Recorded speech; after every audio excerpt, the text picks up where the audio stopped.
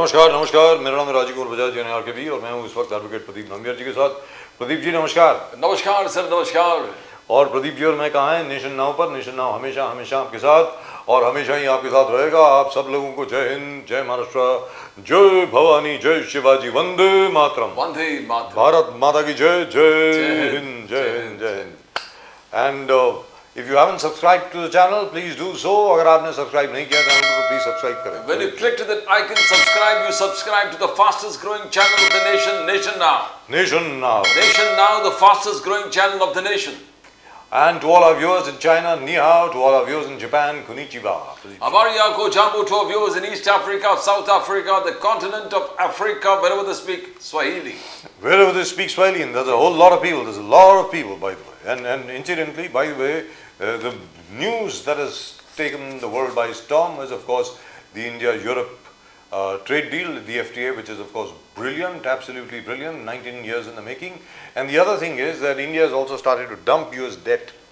$50 billion worth of debt has been dumped by India. We had about $240 billion of treasury bonds, US treasury bonds. We've already sold $50 billion worth. And that, I think, is amazing. And that shows the Reserve Bank of India, not because of the returns, mind you. US treasury bonds के ऊपर आपको 4.5% to 4.8% मिल रहे थे. Now can you imagine, $240 billion के ऊपर आपको अगर 4.5% मिल रहे हैं तो that's huge, that's really huge. लेकिन as the Reserve Bank of India and the Government of India calculated कि भैया 2 साल पहले रशिया के $300 बिलियन थे इनके पास, किनके पास? यूएसए के पास। यूक्रेन वॉर के ऊपर उन्होंने वो $300 बिलियन उन्होंने फ्रीज कर दिए। उनका भैया अगले दिन हमारे $240 बिलियन भी फ्रीज कर देंगे, फिर क्या करेंगे? The Chinese, if you notice, Pradeep Bhai, is already dumping US debt everywhere. They're just selling. Yes. So who's buying? Yes, yes. My point is, who's buying? Only the hedge funds, the profiteers, and all those other marketeers who are in for the short term and who will suddenly dump US debt, and that could cause a major problem for the United States of America in a year's time. So the whole world planning their moves very well, the chess moves on the board to see that Trump is in trouble. Number 1. Trump. और उसमें सबसे बड़ी बात, और and Mr. Trump can't escape responsibility from here, क्योंकि ये Trump साहब ने यूएस के ऊपर जो विश्वास हुआ करता था, जो भरोसा था पूरी दुनिया का, ये हजरत जो हैं अभी स्क्रीन पर जो दिख रहे हैं, इनकी वजह से सबका विश्वास उठ गया। इनका भाई कुछ मालूम नहीं है इसका, अगले दिन पता नहीं क्या करते। सीधी सादी बात है ना Pradeep ji. Unpredictable. India prime minister Modi ने इतना मदद किया था जी, आगे जाके 2 steps 10 steps ahead to see that Trump is comfortable. Yes. अगली बार ट्रम्प सरकार put his own head on the axe to see that Trump succeeds. Yes. But in spite of that, look at the response he has given to Modi. Unpredictable, foolish. सबसे बड़ी बात यहाँ पर ये है साहब, जो लोग आपको मदद करते हैं and openly in the whole world to come out openly and support you in these circumstances. Pradeep ji सबसे बड़ी and बात, what do you give in return? सबसे बड़ी बात यहाँ पर ये होती है, Mr. Trump has proven again and again and again that the US loves stabbing all its friends in the back. आज तक यूएस के साथ, अमेरिका के साथ जिसकी भी दोस्ती हुई है, उसकी ऐसी की तैसी करी है अमेरिका ने, और उसका सबसे बड़ा उदाहरण डोनाल्ड ट्रंप है। तो ट्रंप साहब is actually the ugly American. That's it. Now, as far as India is concerned, we are okay. We are absolutely fine. We already worked out a new deal with BRICS. BRICS के साथ बैठ करके एक नई currency बन रही है, exchange अलग होगा, अलग करेंसी में हम लोग एक्सचेंज करेंगे। We are already working with various countries and the exchange by the way is taking place in the Chinese yuan. तो मुझे ऐसा लगता है बहुत जल्दी, notwithstanding the new trade deal that the Chinese have put forth, that of course has been refused because that was an international deal that involved so many other countries. India and China will work on a different deal for themselves. Russia, India, China, as we've been saying all along, that is the future. After that, you don't need anybody. And that's what exactly in the Republic Day, the Chinese premier said, the dragon and the elephant are friends. The dragon and the elephants will behave like friends and move ahead. That's it. Yes, yes. The only headache over there is, the only small mosquito bite over there is Pakistan. But then I suppose we can take care of that. ऐसी क्या बात है? Now I think yesterday you announced that the US has already warned its citizens about Pakistan. Yes. They said, be careful, don't travel to Pakistan. Don't travel to Pakistan, and the only travel that the Pakistanis will undertake will be to the White House. कहने का मतलब ये हुआ कि जो वो मुनीर साहब जो हैं और वो जो शहबाज शरीफ साहब हैं, पता नहीं को 4 या 5 बार जा चुके हैं White House to meet the president of the United States. मतलब ये क्या है, समझ में नहीं आ रहा. In any event, as everybody says, Mr. Trump is perhaps the only US president who has made over $1.8 billion in personal wealth in 1 year of his presidency. Personal wealth. Out of that, God knows how much has come from the Pakistanis. क्योंकि ये याद रख लीजिए, पाकिस्तानी हैं, उन्होंने crypto currency में general Munir साहब, ये ट्रम्प फैमिली का क्रिप्टो करेंसी का जो धंधा है वो पाकिस्तान में देख रहे हैं. तो मतलब I don't even know where to begin. In any other country, it would be a crime. In any other country, this man would be in jail. But then this is the United States of America. And in the United States of America, everything travels in a very circuitous manner. In fact, we were not even aware, the rest of the world was not even aware that the President of the United States of America has such overreaching powers. He's almost dictatorial. There is nobody to stop him. And the past, since he has taken over, it's only been dictatorial. He usurped all the powers of the Congress. बाकी हर जगह पे देखिए साहब, parliament है, parliament होता है, कांग्रेस है, उधर सेनेट है. यहाँ पर तो ऐसा है कि कौन सेनेट कौन Congress, I am the president, that's it, I am the king. ये चल रहा है अभी आज की तारीख में. And there's a recession looming over America, USA, and the president has taken over. He is the pilot. Yes. He's taken all the powers of the Congress and will decide the course under emergency for United States of America. He'll decide as to where America is going to sink. Yes, yes. Correct. बिल्कुल दुरुस्त बात है. Absolutely true. But I must say, we must congratulate Prime Minister Modi and his team for standing firm, for refusing to give in, for refusing absolutely without being rude. Absolutely, sir. Exactly. Modi साहब ने कहा कि भैया तू जो मर्जी बोलता रहे, मैं आराम से हूँ. हमारी यूरोप के साथ फ्री ट्रेड एग्रीमेंट हो गई है, ऑस्ट्रेलिया के साथ हो गई है, न्यूजीलैंड के साथ हो गई है, यूके के साथ हो गई है, ओमान के साथ हो गई है, कतर के साथ हो गई है, और एक और भी है प्रदीप जी, ये यूरोपियन यूनियन की एक फ्री ट्रेड एसोसिएशन है जिसमें 3 या 4 बड़े बड़े देश हैं, फ्रांस, जर्मनी वगैरह वो सब आते हैं, उनके साथ भी हो गई. तो इनफैक्ट यूएस ने प्रेस भी किया है, the deal with European Union is a fantastic deal for India, because India will reach to various parts of European Union on its own. The new I think Pradeep ji, we have joined by Raju Wagmare Saab, and Raju Wagmare Saab, I think he's got limited time. He's there with us only for about 20 minutes. Let's go straight across to him. Wagmare Saab, namaskar. How are you, sir? Namaste, Namaskar, sir. namaskar. Very well. How are you? Always fine, sir. Fantastic. Perfect. तो आज गांधी जी का sir शहीदी दिवस है. We give our tribute to the father of the nation. Absolutely fantastic. Yes, definitely, sir. Definitely. प्रधानमंत्री जी गए थे आज राजघाट के ऊपर, एज यूजुअल प्रधानमंत्री जी को जाना ही है. एंड प्रधानमंत्री जी ने जैसे कहा है शुरू से ही कि अगर एक किसी शख्स ने मुझे इंस्पायर किया है वो महात्मा गांधी है. और गांधी जी का स्पेशली स्वच्छता अभियान जो है वो गांधी जी से प्रेरित होकर के मोदी जी ने शुरू किया, विच इज फैंटास्टिक. सो गांधी जी को भावभीनी श्रद्धांजलि हम सबकी ओर से. लेकिन सर अब तो बिल्कुल क्लियर हो गया. अब देखिए साहब, जैसे Thane, to come back to politics because I know you have very limited time. I think you have to leave in 20 minutes. The fact is, Thane में आपका मेयर बन गया, केडीएमसी में भी आपका मेयर बन गया, अब आगे 3-4 और जगह पे भी मेयर बनने वाला है. किसका? एकनाथ शिंदे साहब का. तो ये क्या चल रहा है सर, इसके बारे में जरा बताएंगे sir please. If you will नहीं सर, enlighten us. ये शिंदे साहब का मेयर ऐसा नहीं है. हमने डिसाइड किया था कि महायुति का बनेगा, तो महायुति का ही बनने वाला है. अभी जिसमें महायुति में अगर हम हैं और हमें मौका मिल रहा है तो हम बन रहे हैं, बट हम ये नहीं बोल रहे कि ये शिवसेना का मेयर है. हम बोल रहे हैं कि ये महायुति का मेयर है, क्योंकि महायुति बन के हमने इलेक्शन लड़ा था और हमने ये पहले से डिसाइड किया था, आदरणीय एकनाथ शिंदे साहब ने और देवेंद्र फडणवीस साहब ने, कि जो मेयर बैठेगा वो महायुति का बैठेगा. और उसी कॉन्टेक्स्ट में ये मेयर जो है, भले वो शिवसेना का है लेकिन है तो महायुति का, और महायुति की ही सत्ता आज थाना, केडीएमसी और अन्य जगह पे है. वाघमारे साहब, अब सुनेत्रा पवार को लेके हलचल जो चल रहा है, we can't understand what is the hurry in the government that you want to immediately impose Sunetra Pawar ji as the deputy chief minister. क्या जरूरत है कि एटलीस्ट वो अंतिम जो 13 दिन का होना चाहिए वो piece? Is there something wrong in the government? क्या सरकार में कुछ ढमाडोल है? Some problem with the government will fall down. What is the hurry in appointing Sunetra Pawar as deputy CM immediately? जैसे भुजबल साहब बोल रहे कल के कल अपॉइंट करेंगे. Why? What is the need, Waghmare साहब? नहीं सर, there is no हलचल in a government. We are a very strong and stable government. We don't have any differences. As a Mahayuti, all three parties was together, even somewhere in a local election.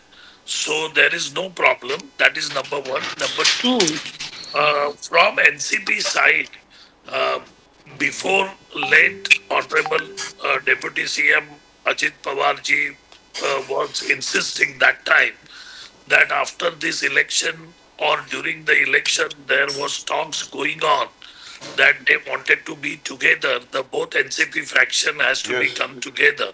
So I guess it is a NCP's internal things are going on that they wanted to bring everything together, and that's why they wanted to take this decision as fast as possible. That is what we feel. जी But there is nothing wrong in a government.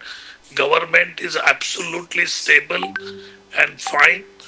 Both our chief minister, Mr. Devendra Fadnavis, and our honorable leader, deputy chief minister, Mr. Eknath Shinde, they both are very together.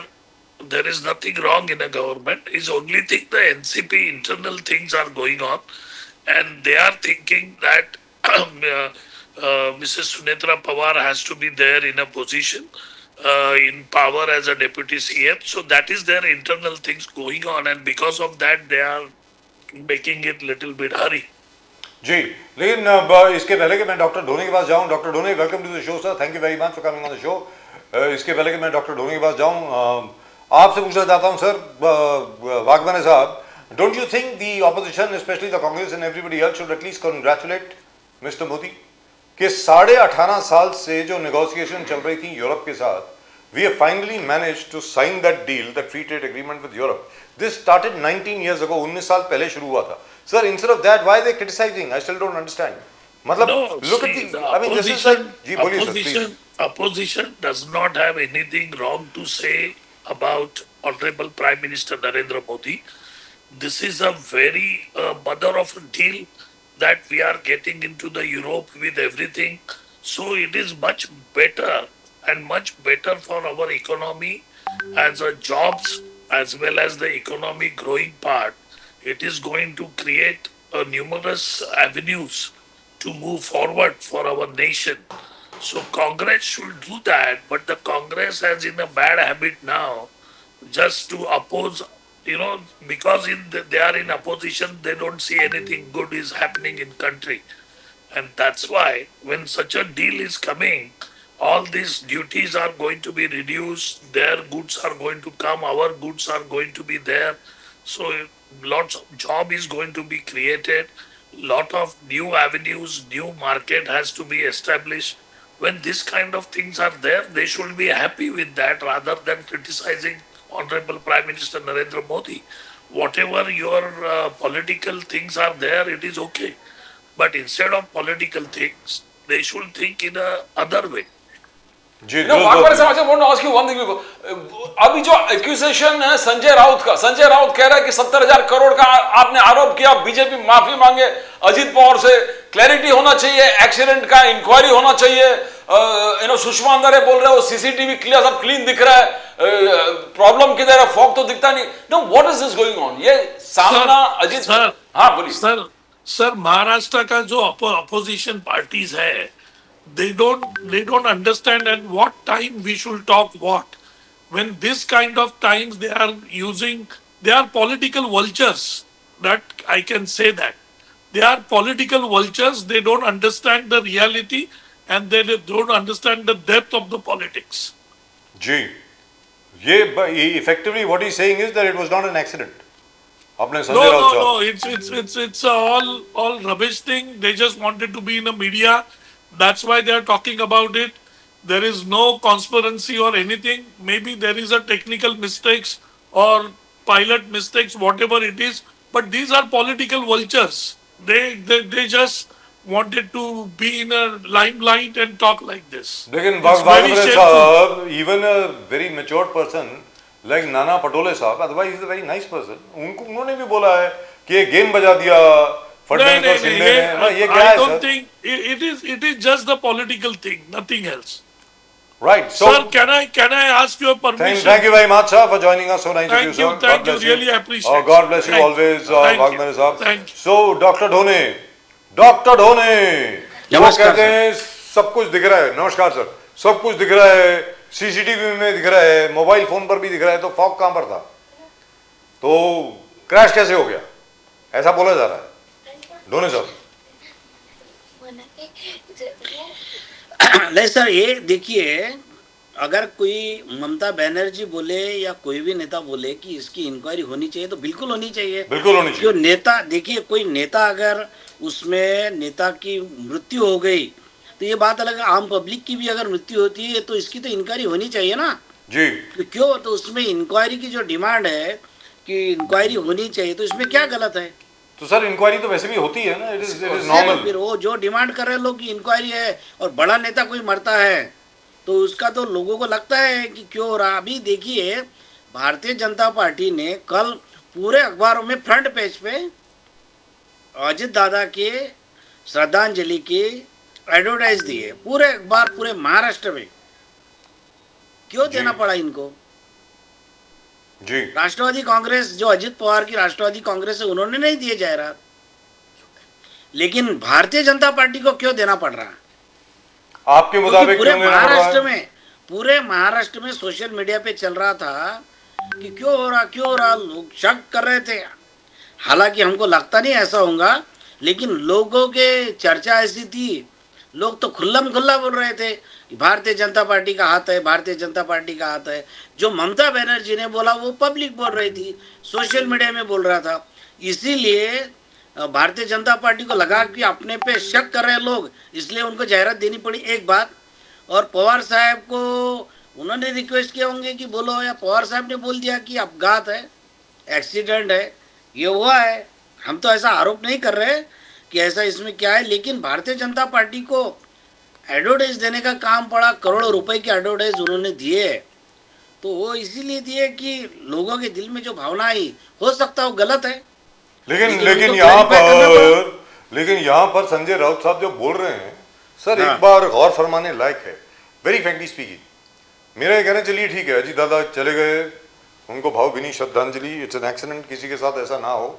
और अब तो ये भी बात आ रही है कि वो जो लियर जेट के जो मालिक हैं, लियर जेट के जो VSR जो कंपनी है और जो ओरिजिनल मैन्युफैक्चरर हैं, उन्होंने वार्निंग भी दी थी 2023 के एक्सीडेंट के बाद कि भाई देखो इसकी ब्रेक फेल हो सकती है, ये जो एयरक्राफ्ट है, और इसका जो अंडर कैरेज है, जो लैंडिंग गियर होता है ना, जो बाहर निकलता है, टायर्स वगैरह जो बाहर आते हैं, उसमें भी डिफिकल्टी है। जरा ध्यान से प्लीज इसको जहां तक हो सके, वेदर इट्स रिकमेंडेड और नॉट आई डोंट नो, लेकिन इन्होंने इतना जरूर कहा है कि ब्रेक फेल होने का बहुत बहुत खतरा है, और ब्रेक अगर फेल होती है किसी भी एयरक्राफ्ट की, that is a dangerous thing.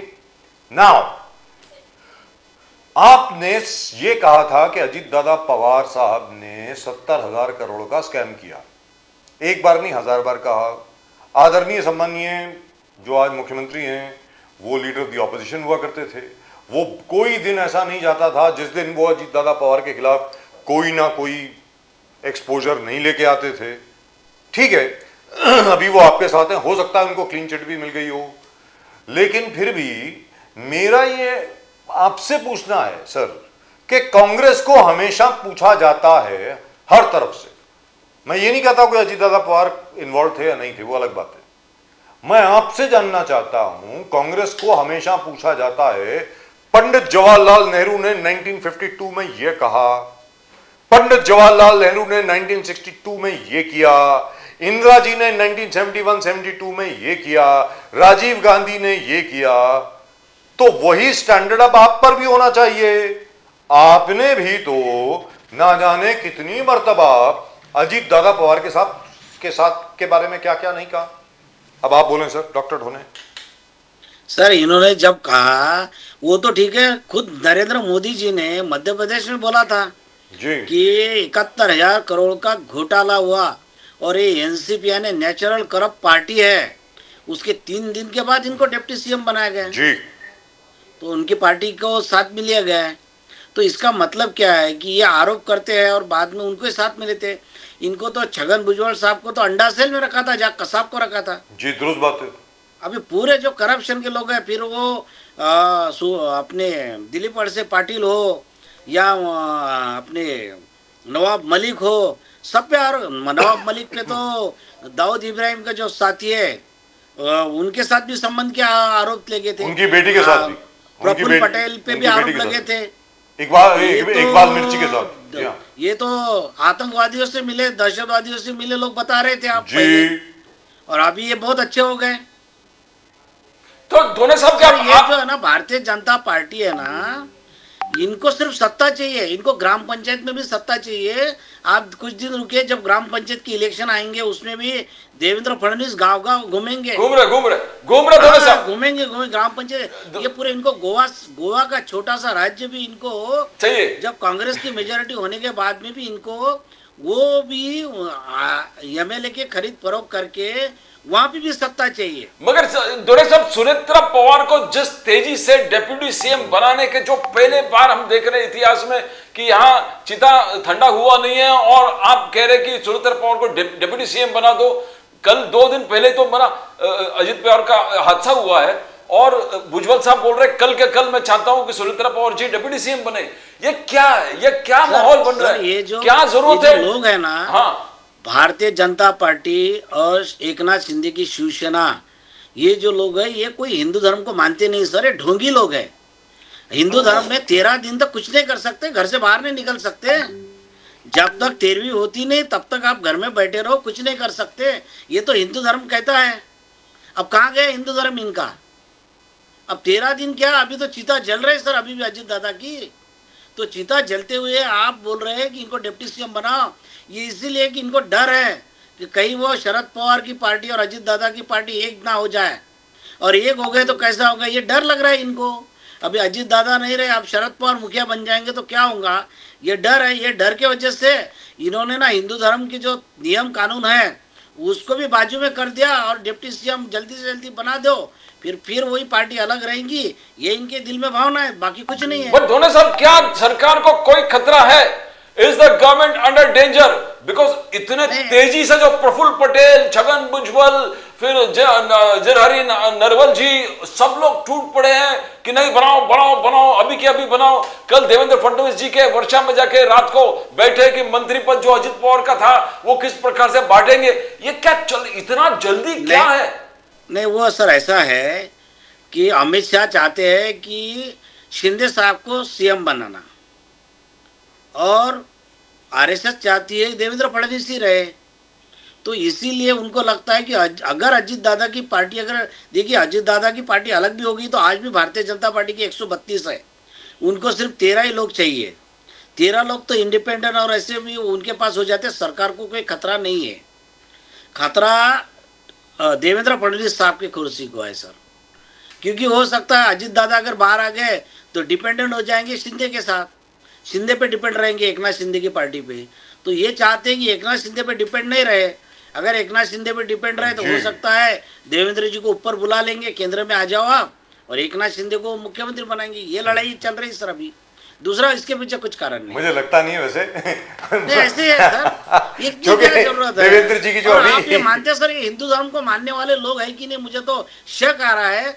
हम तो हमारे पिताजी की डेथ हुई तो हम तो 13 दिन तक घर पे बैठे थे सर, कोई काम नहीं किया, हम बाहर भी नहीं निकले सर। काम के ऊपर वैसे अगर आप अथर्ववेद पढ़े तो काम के ऊपर कोई रोक नहीं है, भले ही किसी की भी मौत हो जाए। ये मैं आपको कोट कर देता हूं, मैं आपको वो रेफरेंस भी भेज देता हूं। हाँ 13वीं होनी चाहिए, चौथा होना चाहिए, वगैरह वगैरह वगैरह, लेकिन अगर राज्य में कोई काम है तो भगवान खुद बोलते हैं काम के ऊपर कोई रोक नहीं है, उसी वक्त भी कर सकते हैं। ये सर हिंदू धर्म की ये सर आपने सुंदरता है। आपने जितनी पढ़ाई की है उतनी भारतीय जनता पार्टी ने किसी ने की है नहीं किया मुझे ये सब मुझे मालूम नहीं है सर, लेकिन मैं आपको छोटी सी बात बताता हूँ। लेकिन मैं आपको एक छोटी सी बात बताता हूँ, अकेला हिंदू धर्म ही है जिसमें आपके ऊपर है, आप रीति रिवाज फॉलो करें ना करें, आपके ऊपर है, सीधी बात है। सब कुछ चलता है, यहां तक के जो भगवान को मानते भी नहीं है वो भी सनातनी है, ये भी लिखा है। आस्तिक जो है, नास्तिक जो है वो भी आस्तिक है, कोई प्रॉब्लम नहीं है। नहीं, ये तो धर्म को मानने वाले लोग हैं ना सर। भारतीय जनता पार्टी वाले दावा करते हैं कि हमको धर्म मानने वाले लोग हैं, तो सौजी साहब हम धर्म को मानने वाले लोग हैं। तो सौजी साहब से पूछ लेते हैं, लक्ष्मण सौजी साहब, इतनी जल्दी क्या है? हमें तो ये समझ में नहीं आ रहा। तो सुनेत्रा पवार और सावजी साहब को ये भी पूछे, उनके पीछे दिख रहे हैं सावरकर साहब। हाँ जी, दिख रहा है ना। सावरकर साहब की क्या विचार थे? भारतीय जनता पार्टी जो सावरकर साहब के विचार थे, साहब के विचार अगर बोलेंगे ना तो भारतीय जनता पार्टी के लोग किनारा कर देंगे सावरकर जी से। अरे ये क्या बोल रहे हैं सावरकर, हमको बहुत अच्छा लगा। बाय द वे जो मैंने अभी आपको बताया है, सबसे पहले मैंने सावरकर, वीर सावरकर जी की किताब में पढ़ा था, उसके बाद जाकर के मैंने अथर्ववेद तो मैं बराबर बोल रहा ना? आप ठीक बोल रहे, दुरुस्त बात। हाँ। सावरकर साहब had the most modern view and practical view of Hinduism backed by the Vedas. अगर सावरकर, एक चीज बता दूं आपको, पब्लिक में लाए जाएंगे ना, क्यों सब पब्लिक में है, किसने बोला नहीं है? पढ़ लीजिए, उसका प्रचार करने की कुछ बातों का। सर वो क्यों करें आप मुझे बताइए। जैसे गांधी जी हैं फॉर एग्जांपल, आज गांधी जी की पुण्यतिथि है, हम सब भावभीनी श्रद्धांजलि देते हैं गांधी जी को, लेकिन गांधी जी के सब विचारों के साथ हम लोग सहमत नहीं है। गांधी जी तो बिल्कुल नहीं चाहते थे कि हिंदुस्तान में फौज भी हो, गांधी जी कभी नहीं चाहते थे कि हमारी आर्मी हो, नेवी हो, एयरफोर्स हो। क्या हम मान लें? क्या और नहीं मान सकते ना सर? कांग्रेस भी नहीं चाहते थे, और कांग्रेस भी नहीं होनी चाहिए। आप भी स्पोक्सपर्सन नहीं रखते धोनी साहब। तो सर अगर कांग्रेस के नाम से भी नहीं रहती थी तो भी उस वक्त पंडित जवाहरलाल नेहरू को इतने मानते थे लोग, वो कोई भी नाम से पार्टी बनाते थे तो वो जीत ही जाते। Wonderful sir, wonderful. So let me ask Lakshman Sahu ji साहब, सर ये कांग्रेस का 1980 में जम्मू कश्मीर के गुलाम नबी आजाद को हमारे महाराष्ट्र में वासिम में खड़ा किया, वो जीत गए।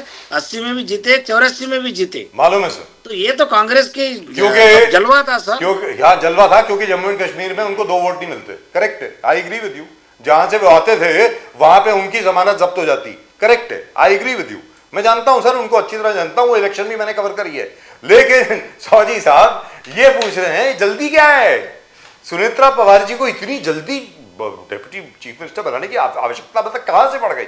आप बताइए ना सर प्लीज। लक्ष्मण साहू जी साहब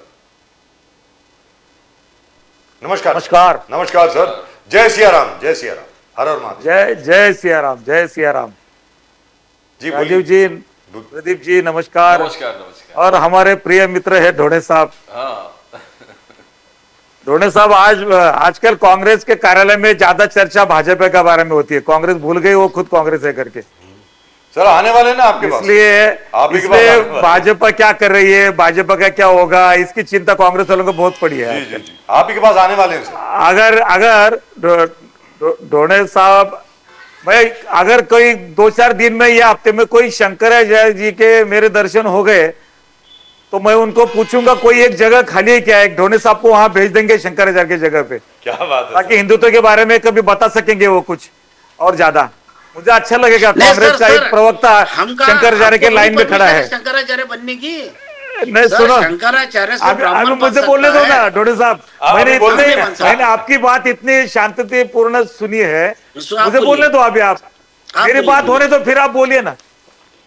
बात ऐसी है, राहुल गांधी जी को कल मालूम पड़ेगा ना आपने सावरकर जी के बारे में कुछ अच्छा कहा तो आपको कांग्रेस के बाहर निकाल देंगे।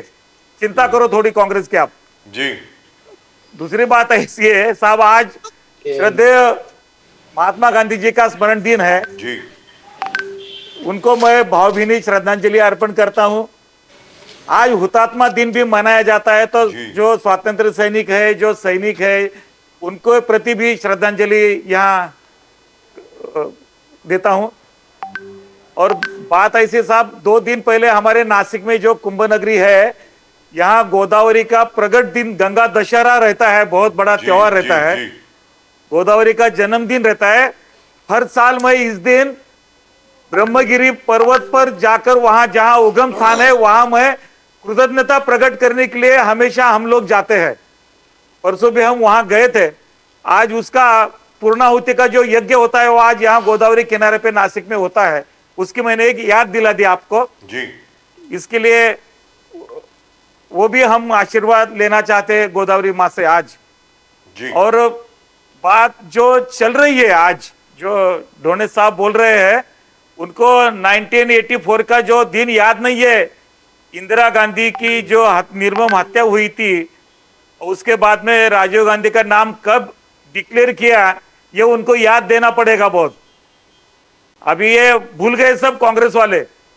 कांग्रेस वालों ने 70 साल जिस तरीके से राज किया है, वो कोई भी आरोप किसी के ऊपर भी कर नहीं सकते हैं, सही बोला तो। क्योंकि ये राजनीति का जो ढांचा बन गया है 50-60 साल में, राजनीति इस स्तर पर आने के लिए कौन जिम्मेदार है, जरा थोड़ा सोचना पड़ेगा आपको। और बात ऐसी है कि हमारे बारे में, भाजपा के बारे में या भाजपा के मित्र दलों के बारे में जब कांग्रेस के प्रवक्ता बोलते हैं, तो भाजपा का और मित्र दलों का क्या रिश्ता है, क्या जज्बात है, क्या सहयोग है, यह हम अच्छी तरह जानते हैं। हमारा राष्ट्रीय नेतृत्व, प्रदेश के नेतृत्व इसके लिए बहुत अच्छी तरह से रिश्ते में है सब दलों के साथ में। हमारे मित्र जो अजित पवार जी का जो एक बहुत दर्दनाक जो घटना हुई है, वो सदमे से हम अभी तक बाहर निकले हुए नहीं है। और सभी की बात ऐसी है, चाहे कोई भी राजनीतिक नेता हो, दल होने दो, कार्यकर्ता होने दो, जिस तरीके से एक्सीडेंट हो गया, जिस तरीके से 6 जनों की जाने गई है, उसके सदमे में आज भी हम है। तो राजनीतिक चर्चा उसके बारे में नहीं होनी चाहिए। और किसी ने भी सामने कांग्रेस के जो प्रवक्ता बात कर रहे हैं जिस तरीके से, ये तो और गलत है। हमको समाज के सामने आईना क्या दिखाना है, आने वाली पीढ़ी को, आने वाले जनरेशन को हम मीडिया के द्वारा क्या बताना चाहते हैं। हम दलों की सोच इतनी कम कैसी हो गई है, हम कभी सोचकर बात करेंगे नहीं क्या? हम कोई भविष्य के बारे में सोचेंगे नहीं क्या? कोई थोड़ा बहुत सोच समझ कर चर्चा होगी तो जरा अच्छा रहेगा, मुझे ऐसा लगता है। क्योंकि टिक्का टिप्पणी करने के लिए हमको 365 दिन पड़े। जब ऐसी घटना होती है तो हमको उसका दर्द समाज के सामने किस तरह से पेश आना, ये हमको सीखना पड़ेगा, मुझे ऐसा आज भी लगता है। साहू साहब, मगर अहम मुद्दा जो धोने साहब ने कहा कि बीजेपी आरएसएस जहां से आपका रहने है, आप कट्टर वहीं से आते हो, हिंदुत्व के हिसाब से एक 13 दिन तो जाना चाहिए। उससे पहले आप सुनीता पवार जी को घर से घसीट के, जो धोने साहब कह रहे हैं कि डिप्टी सीएम बनाने का जो कोशिश चल रहा है, क्या पॉलिटिक्स हर चीज से आगे है? क्या पॉलिटिक्स हिंदुत्व से आगे है? वो प्रश्न धोने साहब पूछ रहे हैं। प्रदीप जी, मैंने मेरी चर्चा में यही शुरुआत की कि उसकी ये जो चर्चा है जिस स्तर पर होनी चाहिए, उसी स्तर पर होनी चाहिए। स्तर गिराकर ये चर्चा नहीं होनी चाहिए। जहां तक उनका दल है, उनका नेतृत्व है, उनकी इकाई है, उनके पदाधिकारी है, उनकी कोर टीम है, वो तय करके आगे आएंगी ना बातें। उनके दल में क्या होने जा रहा है इसके बारे में कांग्रेस ने या भाजपा ने अभी चर्चा करना, ये मैं उचित नहीं समझता हूं साहब। ऐसा कैसा होगा? आप कैसे हमको पूछ सकते हैं कि जैसे घसीट के लाया जा रहा है, बुलाया जा रहा है? कौन कर रहा है? भाजपा। ये चर्चा भी नहीं होनी चाहिए। जहां तक वो दल का मामला है, वो दल के नेता लोग तय करेंगे, और वो जहां चर्चा होनी चाहिए होगी ना, होने के बाद सब आपके सामने सब आ जाएगा, प्रेस हो जाएगी, प्रेस में पूरा बोल।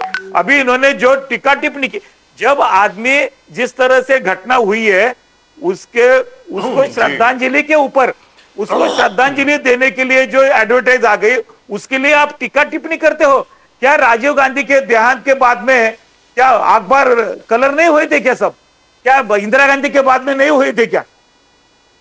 इंदिरा गांधी के 3 दिन उनका शव दिखाकर आप चुनाव को सामने गए। वो जज्बात में आकर लोगों ने जब वोटिंग किया था उस समय, वो भूल गए क्या आप सब? 3 दिन लगातार दूरदर्शन पे क्या वो क्या एडवर्टाइज नहीं थी क्या? हमने कभी बोला नहीं, क्योंकि वो गहरा सदमा था, देश का नुकसान था।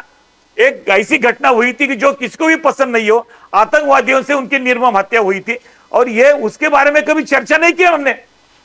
15 साल, 20 साल, 25 साल कभी इंदिरा गांधी जाने के बाद में कितने इश्तिहार आ गए, कितने सप्लीमेंट आ गए। मालूम है आपके 84 के चुनाव में एडवर्टाइज क्या थी आपकी? याद है क्या कांग्रेस वालों को? फुल पेज जाहिरात देने का तरीका पहले किसने अपनाया हिंदुस्तान में? भारतीय राजनीति में पहली जाहिरात फुल पेज जाहिरात देनी पड़ती है। यह कभी मालूम हो गया 1984 में जब इंदिरा जी का देहांत होगा, उसके बावजूद ये सप्लीमेंट निकालनी पड़ी। फ्रंट पेज पे फुल पेज जाहिरात अखबार में पहली बार 1984 में हिंदुस्तान में आई। भूल गए कांग्रेस वाले, उनको इतिहास मालूम नहीं। ये प्रकार किसने लाया है राजनीति में? पैसा कितना कहां से आया था जब भी आपके पास इतना? किसको पूछा आपने ये जाहिरात कैसी दिखे? आज हमको अजित दादा के जो नेतृत्व है, जो लीडरशिप है, जो आज के युवाओं की, जनता की जो जज्बात है, हमारे सरकार में हमारे डिप्यूटी सीएम है वहां पे, और उनके लिए एडवर्टाइज दिया तो कांग्रेस वाले के पेट में दर्द हो रहा है। क्या बात करते हैं? तो लक्ष्मण सावजी साहब, जो ढोने साहब अभी बोल रहे थे, डॉक्टर साहब जो बोल रहे थे कि आपको शायद ये डर लग रहा है कि आपको सिर्फ एकनाथ शिंदे साहब के साथ ही व्यवहार करना पड़ेगा, इसकी वजह से आप चाहते हैं कि अजीत दादा पवार की जो पार्टी है बिल्कुल वैसे ही सहमत रहे, बिल्कुल फर्स्ट क्लास रहे, शरद पवार जी के साथ उनकी यूनिटी ना हो। क्या इसमें कोई सच है? क्या कोई ऐसी बात चल रही है? साहब, ये चर्चा में कोई तथ्य नहीं है। हमारे मित्र दलों के साथ महाराष्ट्र में, चाहे हमारे एकनाथ जी शिंदे होने दो या अजित पवार जी अभी नहीं रहे, फिर भी उनका दल होने दो, दोनों दलों के नेताओं के साथ, कार्यकर्ताओं के साथ सभी जगह पे इतने अच्छे रिलेशन है कि जो दूर दूर तक ये कोई संबंध नहीं है ऐसी चर्चा का। कोई शक लेने की भी जरूरत नहीं कुछ भी, क्योंकि हमारे जो केंद्रीय नेतृत्व है, मोदी जी, अमित शाह जी, अभी हमारे नितिन नवीन जी आए हैं, इससे पहले अमित जी थे, जेपी नड्डा जी थे, ये केंद्रीय नेतृत्व और प्रदेश का जो नेतृत्व जो हमारे है, अभी रवि जी चौहान है, देवेंद्र जी है, बावनकुई थे, और भी पुराने हमारे नितिन जी है ना, तो ये महाराष्ट्र में इसका कोई चर्चा का सवाल ही पैदा नहीं होता। सरकार के बारे में कांग्रेस वाले सत्ता से इतने दूर है कि वो सिर्फ चर्चा करते ही उनकी भूख मिट जाती है। लेकिन एक चीज है, महाराष्ट्र में एक चीज देखी गई है, भले ही आप हो लक्ष्मण सावजी साहब, डॉक्टर ढोने आप हो, क्या है कि हर एक दल के बीच में जितने भी नेता हैं, जितने भी कार्यकर्ता हैं, हर एक के बीच में दोस्ती रहती है, रिस्पेक्ट रहती है, आदर रहता है और दोस्ती हमेशा रहती है। ये देखा गया है। एक या दो इक्का दुक्का इंसिडेंट को छोड़ करके। अब चलिए, संजय राउत जी के तो आदत ही है, वो तो हर रोज सुबह सुबह कुछ ना कुछ बोलते ही हैं। जैसे अभी भी वो कंस्पिरेसी थ्योरी की बात कर रहे हैं, कुछ कर रहे हैं, कुछ कर रहे हैं। नहीं, उन्होंने बोला कि 70,000 करोड़ का आपको माफी मांगना पड़ेगा। महाराष्ट्र विकास आघाड़ी का आजकल महाराष्ट्र में क्या स्थान है, उनका क्या चल रहा है? उनका जो वज्रमूठ बनाया था ना उन्होंने, वज्रमूठ, उनका वज्र कहाँ है, मूठ कहाँ है? महाविकास आघाड़ी का लॉन्ग फॉर्म, शॉर्ट फॉर्म सब भूल गए सब ये लोग। 70,000 करोड़ इनके गली में क्या चल रहा है, इनके कार्यालय में क्या हाल है आजकल? 70,000 करोड़ ना, हमारे कार्यालय में आके बैठ के हमारी जानकारी निकल रही है कांग्रेस वाले, उनके कार्यालय में क्या चल रहा है, एमवीए का क्या चल रहा है, कांग्रेस का क्या चल रहा है वो तो दिखाई देता है, लेकिन महाराष्ट्र विकास आघाड़ी का क्या चल रहा है आजकल? महाराष्ट्र संजय राउत माफी मांगना चाहिए। कितनी सीटें मिली कॉर्पोरेशन के चुनाव में? महाराष्ट्र विकास आघाड़ी को वो क्या भिंग लेके देखना पड़ता है कहां किधर कौन कौन आया करके? ये सोचो, जनाधार पूरा गवा चुके हैं, जनता साथ में नहीं है, कार्यकर्ता नहीं है, नेता लोग भाग रहे हैं इधर उधर। ये जरा महाराष्ट्र विकास आघाड़ी की चिंता क्यों नहीं होती है? माफी मांगना चाहिए क्या साहू जी साहब? संजय राउत कह रहे हैं कि आपको माफी मांगना चाहिए। 70,000 करोड़ का आपने आरोप लगाया था।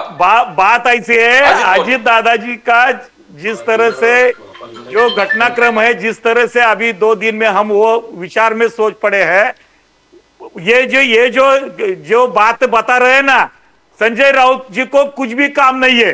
कौन से समय पे कौन सी चर्चा होनी चाहिए, आज वो चर्चा का समय है क्या? अगर ये चर्चा होती तो उनके साथ में वो सत्ता में नहीं थे क्या? 2.5 साल जब उद्धव ठाकरे मुख्यमंत्री थे, जब भी एक दिन भी संजय राउत इसके बारे में चर्चा नहीं की। जब भी संजय राउत कहां गए थे ये बात करने के लिए? आज क्यों याद आ रही है उनको? आरोप किए थे। अरे मैं क्या बोल रहा हूँ, चाहे उसका जवाब उन्होंने जब दिया था क्या? और देवेंद्र फडणवीस जी ने किए थे ना। संजय राउत जी ने 2.5 साल उद्धव ठाकरे जी के साथ में जब अजित दादा थे, ये सवाल जब क्यों उनको पूछना पड़ा भाजपा को? जब भी भाजपा को क्यों नहीं पूछा उन्होंने? मैं यही बात कर रहा हूँ, आज क्यों पूछ रहे हो? आज जब पूरा महाराष्ट्र सदमे में है, पूरा राजनीतिक दल, पूरे राजकीय कार्यकर्ता सब वो सदमे में होने के बावजूद इनको गंदी राजनीति की जो बुआ रही इनके मुंह से, इनको समझना चाहिए। लक्ष्मण सावजी साहब, ये चर्चा का समय है क्या वो? अभी लेकिन लक्ष्मण साहू जी साहब, एक चीज तो है, जब भी कोई ऐसा प्लेन क्रैश होता है, जैसे for example I still remember in the 60s, was it 64, was it 67, कोई हमारे 4 सीनियर जनरल्स थे, उनका एयरक्राफ्ट जो है क्रैश हो गया, उसके ऊपर भी पूरी इंक्वायरी कमीशन बैठी। डॉक्टर होमी भाभा, उनका एयरक्राफ्ट क्रैश हुआ, ये तो कहा जाता है वो तो यूरोप के ऊपर क्रैश हुआ, ये कहा जाता है वो तो CIA ने करवाया था, वेरी फ्रैंकली स्पीकिंग। और संजय गांधी जी 1980-81 में उनका प्लेन क्रैश हो गया, जिसकी वजह से राजीव गांधी जी आए। उसके बाद इसी तरीके के 3 या 4 और हादसे हुए हैं, आपको मालूम ही है सर, मुझे आपको बताने की जरूरत नहीं है। रूपाणी जी चले गए, बहुत लोग चले गए, लेकिन इसमें एक चीज तो होनी चाहिए, बड़े गंभीरता से इसकी तफ्तीश होनी चाहिए, तहकीकात होनी चाहिए कि क्या हुआ। करेक्ट जी बोलिए साहब, गंभीरता से ये बात गंभीरता से लेनी चाहिए और ले ली गई भी है। जहां जिस तरीके से हमारे केंद्रीय उड्डयन मंत्री जी है, उन्होंने इसके तहकीकात के लिए जो एक कमेटी बिठाई है, उनके इंक्वायरी चल रही है, गुप्तचर संगठन से भी उनके इंक्वायरी चल रही है। ऐसी इंक्वायरी होनी चाहिए, ऐसी रिक्वायरमेंट हमारे मुख्यमंत्री जी देवेंद्र जी उन्होंने भी दी है, उन्होंने भी शुरुआत की है, वो सब प्रोसेस चल रही है जी, उसमें कोई दो राय नहीं है, ये होनी चाहिए। आज तक जिस तरीके से कांग्रेस नेताओं के प्लेन क्रैश होकर जिस तरीके से देहांत हुए हैं, उनकी इंक्वायरी कहां कहां तक हुई है आप को मालूम है सब साहब।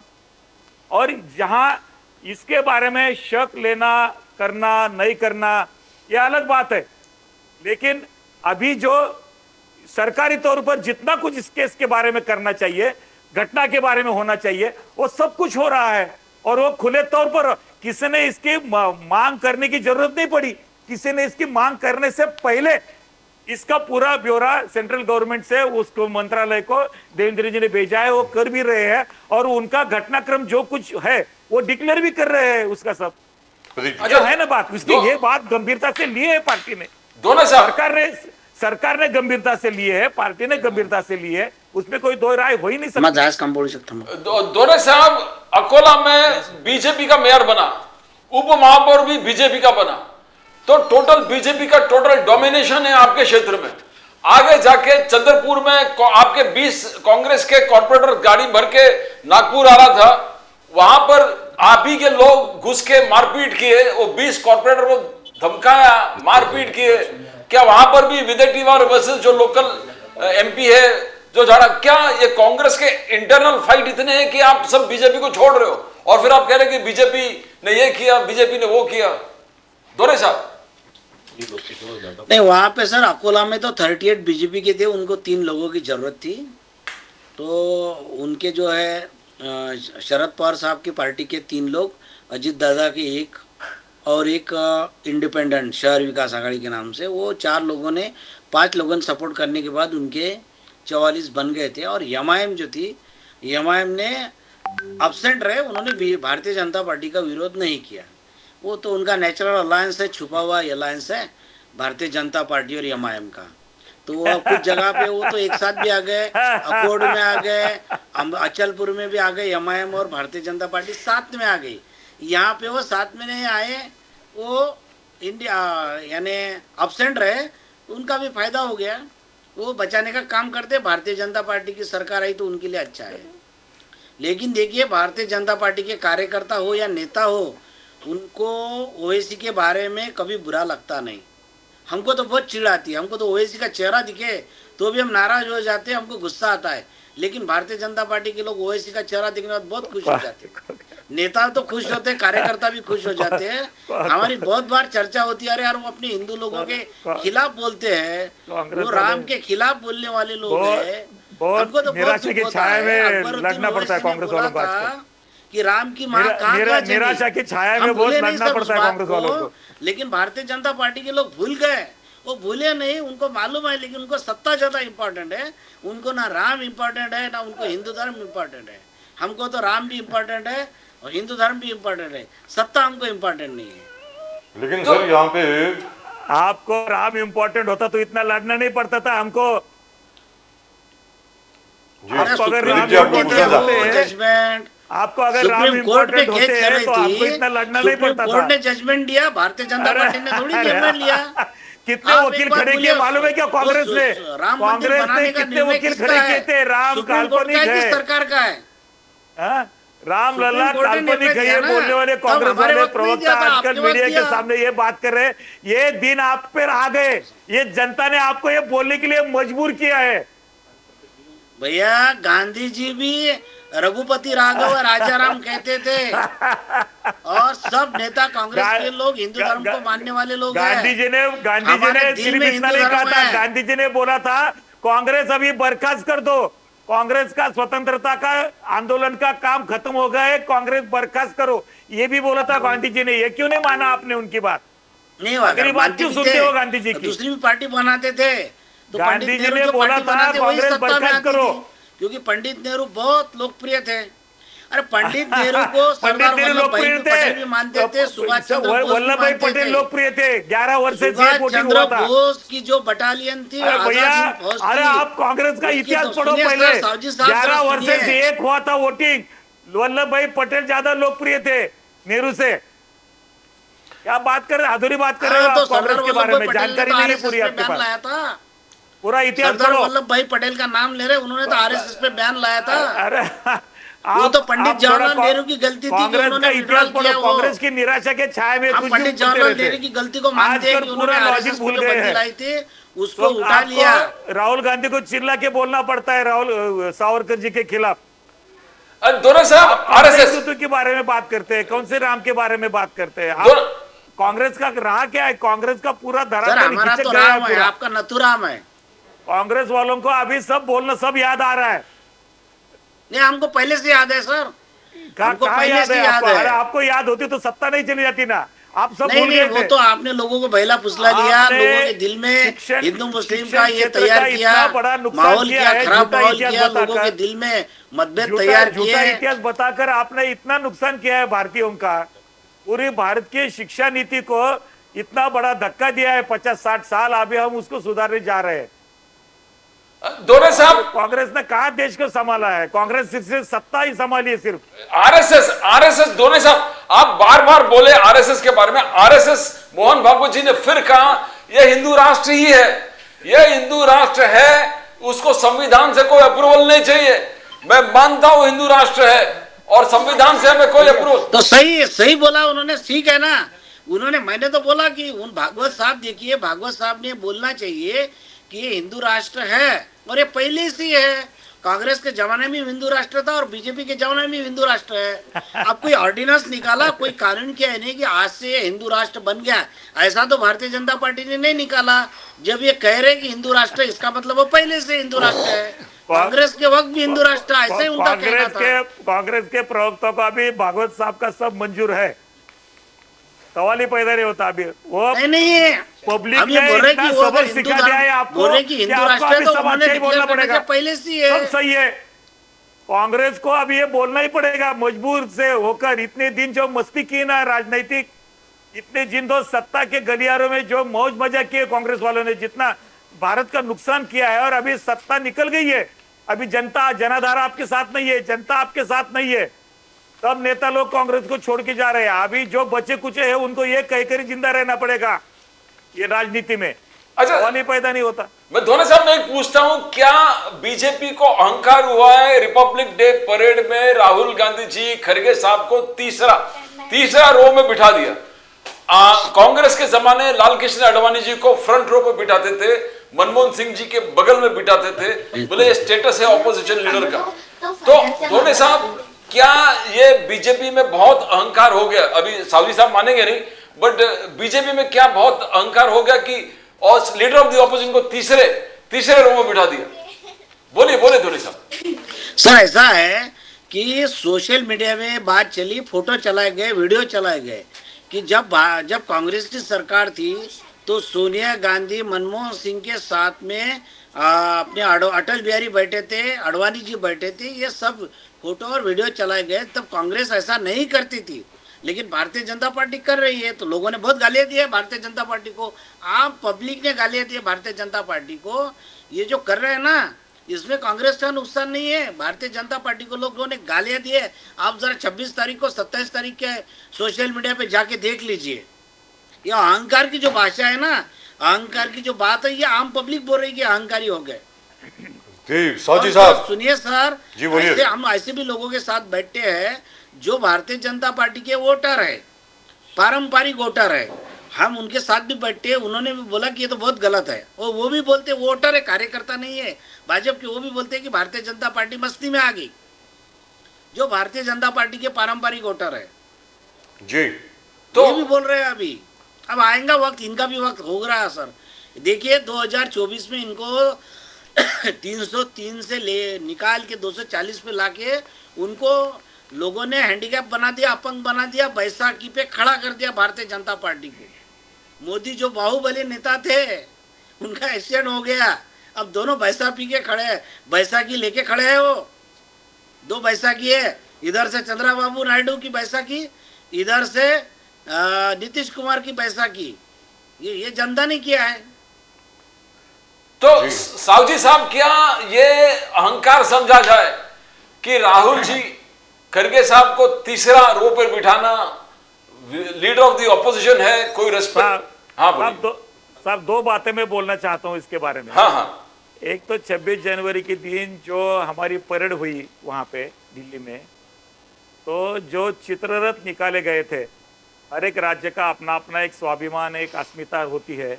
वो चित्ररथ जो निकाले गए, महाराष्ट्र का जो चित्ररथ था आत्मनिर्भर भारत के लिए गणेशोत्सव कितना उपयुक्त है, और ये जो रथ निकाला गया उसको, चित्ररथ को पहला नंबर समीक्षा समिति ने दिया है।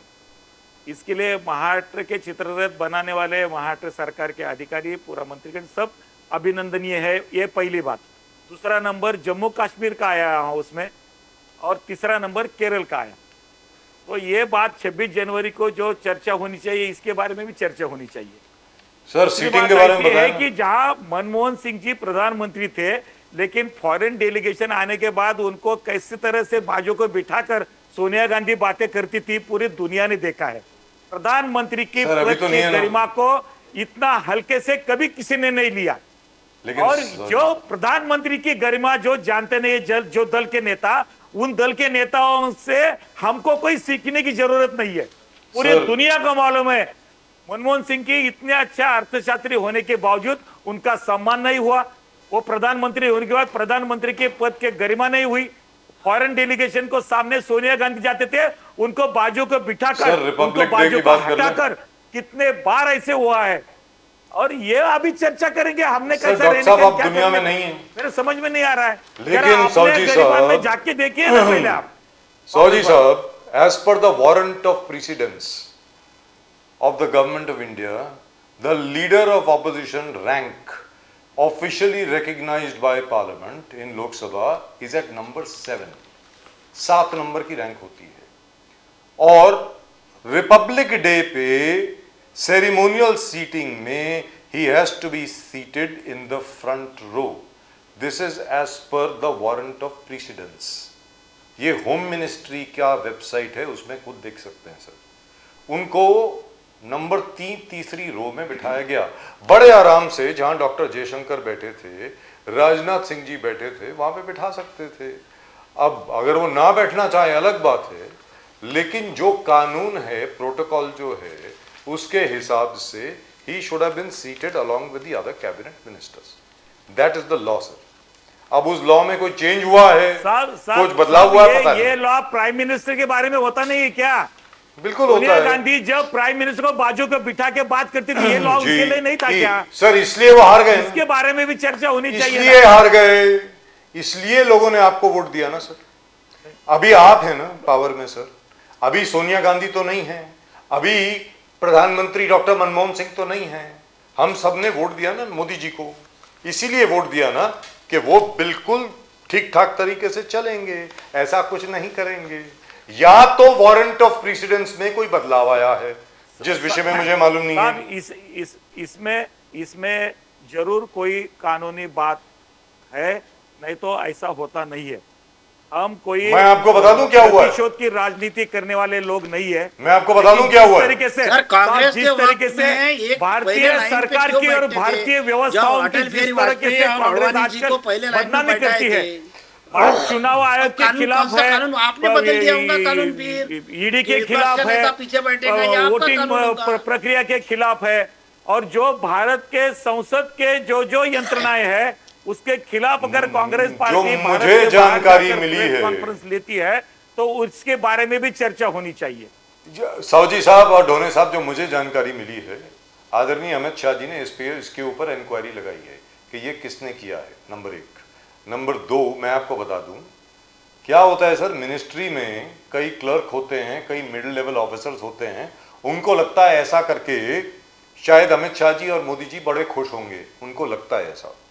Mister Amit Shah and mister Modi would not even know about this, उनको मालूम भी नहीं होगा ये सीटिंग किस प्रकार है। Let me tell you very frankly, ये किसी मिडिल लेवल ऑफिसर की होम मिनिस्ट्री में अपनी हरकत है। मैं क्लियर बोल रहा हूं आपको, इसलिए मैं बार बार बोलता हूं। मेरी बात में ये नहीं, कहा नहीं, कि ऐसा नहीं होता है सर, सर, हमने भी देखा है, हम सर, प्रतिशोध सुनिए। की राजनीति नहीं, ऐसा करने वाले होता नहीं, लोग आपको नहीं एक है बात हमारे बताऊं नेता मैं? लोग, ये मैंने पहली बार सर, कहा।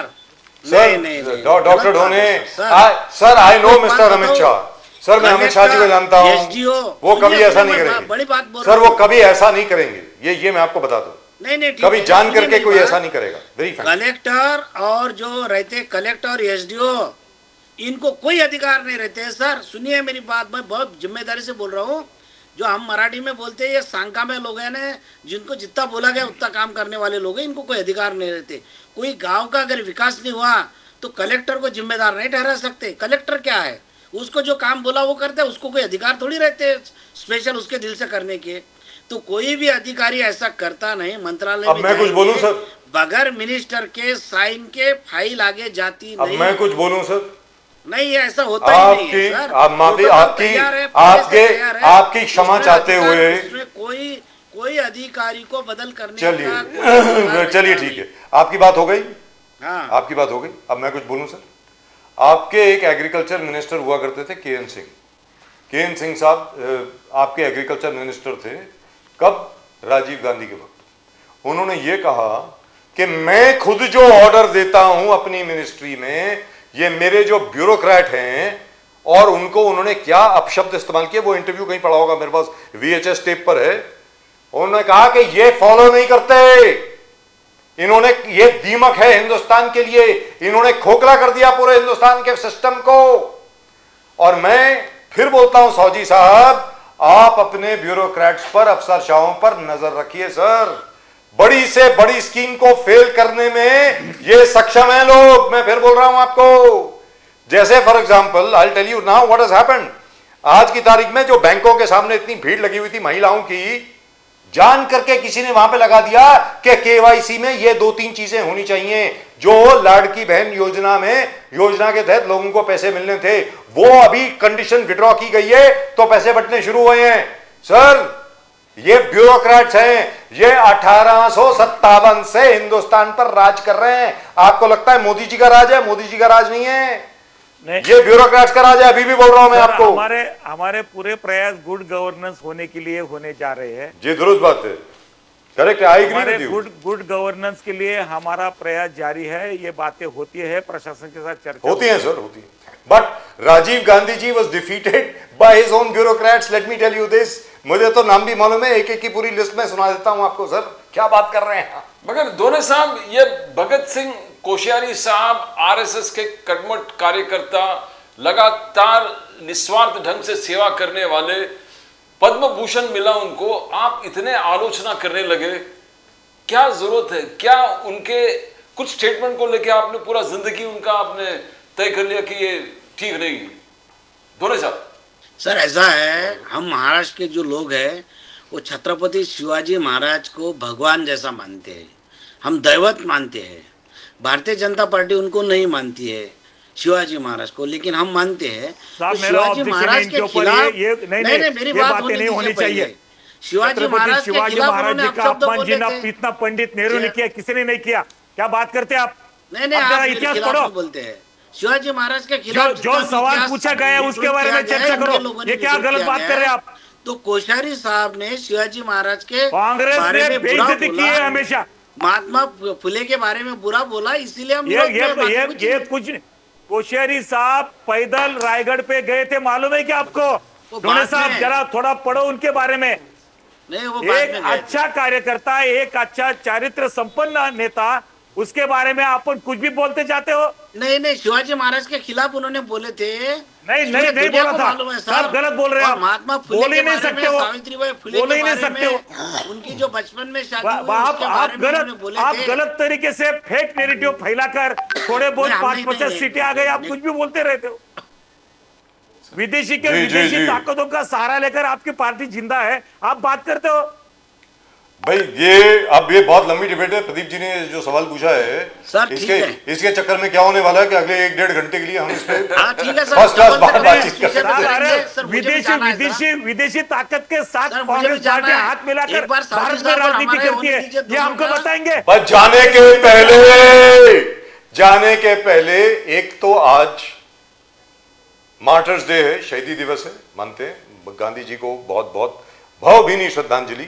मोदी जी भी गांधी जी को अपना दैवत समझते हैं, अपना आदर्श समझते हैं। उन्होंने खुद बोला है जो स्वच्छता अभियान उनका है वो गांधी जी से प्रेरित है।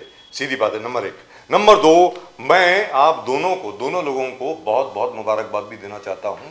इंडिया यूरोपियन यूनियन की जो ट्रेड डील हुई सर 19 साल के बाद, 19 साल लग गए सर इस ट्रेड डील को होने में। Finally it is done. वो जो यूरोपियन यूनियन कमीशन की जो सीईओ थी, उन्होंने खुद आके बोला we finally done it, we have concluded the mother of all deals, which is fantastic. और तीसरी चीज, एक और चीज आपको बता दूं, ट्रम्प टैरिफ के बाद ये लग रहा था कि हिंदुस्तान की एक्सपोर्ट्स का दिवाला निकल जाएगा, सारी सबकी ऐसी की तैसी हो जाएगी। सर मालूम है आपको क्या हुआ है? Exports have gone up by 5%, 5% ऊपर गई हैं। आज की तारीख में वी आर एट $670 बिलियन। ये दिसंबर तक, पूरी बात सुन लीजिए। ये सब किस वजह से होता है बजाज साहब जी, देश का नेतृत्व बहुत गंभीर है। नरेंद्र जी मोदी के Sir, हाथ over में there जब you बागडोर need है, to congratulate. Bharatiya Janata party NDA का जब सरकार है, तो भारत का डंका भारत के बाहर दुनिया में बज रहा है बड़े तौर पे। सर सबसे बड़ी बात तो यहां पर मानना ही यह पड़ेगा। है, सर सबसे बड़ी बात यहां पर यह है, मैं आपको एक बात कहना चाहता हूं। एक तो 1991 में जब डॉक्टर मनमोहन सिंह ने पूरी मार्केट्स को लिबरलाइज किया, उस वक्त भारत में एक क्रांति आई, और अब एक क्रांति आई। क्या क्रांति आई है? भारत ने खड़े होकर दुनिया की सबसे बड़ी शक्ति को यह कहा है, क्या कहा है? Simple, no. नो सर, इस बारे में We won't do separate it. बात करेंगे सर। सर सबसे बड़ी चीज होती है, नहीं, वो ठीक है, मैं लगा सर, मैं निकलूं। सर हम भी निकल रहे हैं, आप अकेले नहीं है, हमको भी जाना है।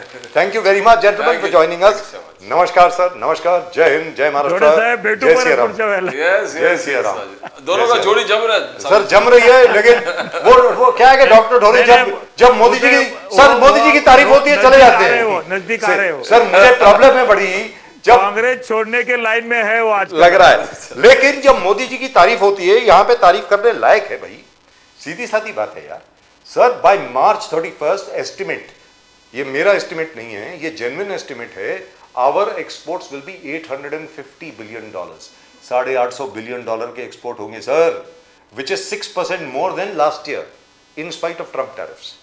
और ट्रम्प साहब को तो ये कहा जा रहा है कि ये जो इंडिया और यूरोपियन यूनियन की जो डील थी, ये तो हमें साइन करनी थी, ये इन्होंने कैसे साइन कर ली? तो मुझे लगता है मोदी जी को एक थैंक यू नोट भेजना चाहिए ट्रम्प साहब को, कि ट्रम्प साहब थैंक यू वेरी मच कि यूरोप को आपने हमारी गोद में डाल दिया, इसके लिए बहुत बहुत धन्यवाद, मुझको ऐसा लगता है। In any event, thank you gentleman, thank you sir. Laxman Sahu साहब, आप फिर आए ऑफिस में, आप ही का ऑफिस है, जब मर्जी आपको आना हो प्लीज आइए। बिल्कुल बिल्कुल आएंगे। जय सिया राम, जय सिया राम। यस सर, धन्यवाद, जय हिंद, जय Hind. Well, that's just about it in tonight's show. आज के शो में सिर्फ इतना ही। I don't know why this earpiece keeps falling out. But all the same, I think my head may have become bigger. I don't know. But all the same, अगर आपने अभी तक channel को जनाब वो क्या है वो सब्सक्राइब नहीं किया तो प्लीज कर लें। Pradeep ji, When you click to the icon subscribe, you subscribe to the fastest growing channel of the nation, Nation Now. Nation Now, the fastest growing channel of the nation. और नेशन नाउ की पूरी team की तरफ से, प्रदीप जी और मेरी तरफ से आप सब लोगों को नमस्कार, जय हिंद, जय महाराष्ट्र, जय भवानी, जय शिवाजी, वंदे मातरम। Vande Mataram. भारत माता की जय, जय Hind. Jai Hind. Jai Hind.